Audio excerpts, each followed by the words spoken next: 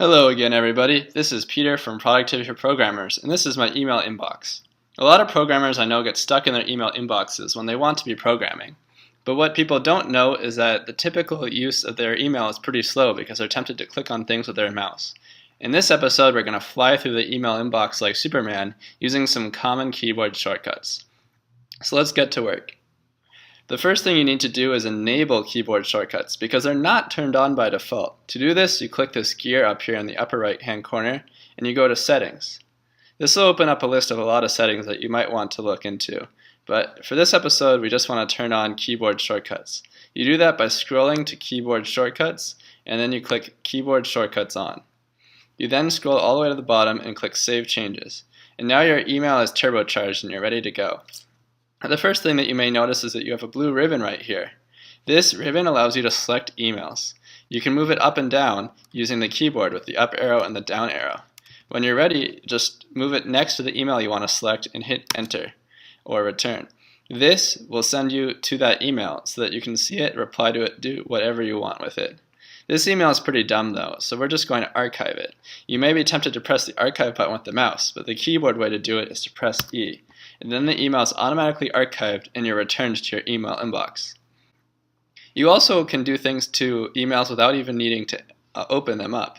For example, this email, like, comment, subscribe, is something you probably should do with our YouTube video, but it's not very useful in my inbox. So to select it, I press X. That automatically checks it, and then I can do a command with it. I could press E to archive it without even opening it up. But this time I want to delete it. To do that, you press pound, which is Shift and 3, and then the email is automatically sent to your trash and you never have to deal with it again. And you didn't even have to open it up. Now let's go to another email. For example, this email where Rob wants to borrow my stapler. Now to reply to it, you could click reply, but instead just press R and it will automatically open up the email inbox reply platform without needing any key presses or moves of the mouse. And then you can actually type a message like, no, you cannot borrow my stapler. There's no keyboard shortcuts for spelling correction. You then can send the email with Command Enter or Control Enter if you're on Windows, and it's automatically sent. You then return to the email inbox with the letter U, and you're now back. The email you selected has been replied to, but it hasn't been archived. To do that, you can select it and archive it.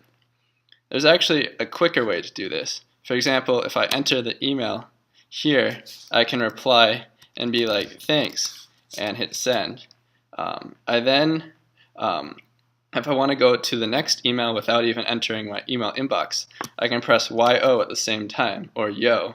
That will automatically archive the message and go to the next one. Then this email I can just deal with Shift 3 delete, and then I'm back in my email inbox, and I only have 3 messages left because I'm flying through my email inbox. Now let's deal with this email here. You can see that this was sent to me, but also to another Peter, to moo@cows.com, and some other emails. This is a message that I want to reply to all to. However, when I press R, it only comes up with the sender. Instead, I need to press A. This will do a reply to all, so I can send a message to all the interested parties.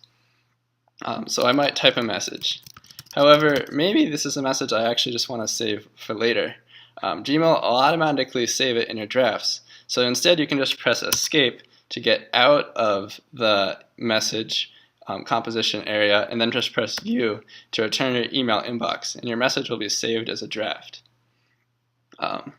Now let me show you how to write a message from your email inbox. To do this, you press the letter C for compose, and this will automatically pop up the box here that you use to send email inboxes without needing to press the compose button. You then can type your desired contact in the To column because it's focused on To automatically, and then you can press Tab to go to subject, and then you can type a subject. You can press Tab again to type the message, and then you press Control Enter to send, and it automatically sends, all just using the keyboard. You'll then be back in your email inbox, and you can continue to do what you want. This concludes the basic Gmail shortcuts that cover 99% of what you may want to do. If you need a handy review, you can press question mark or shift/, and this will show you a list of all the Gmail shortcuts. As you can see, there are a lot of shortcuts here that we actually did not cover because they come up pretty rarely, but you may want to familiarize yourself with them. Until then, I wish you luck learning your shortcuts, and I hope to see you soon.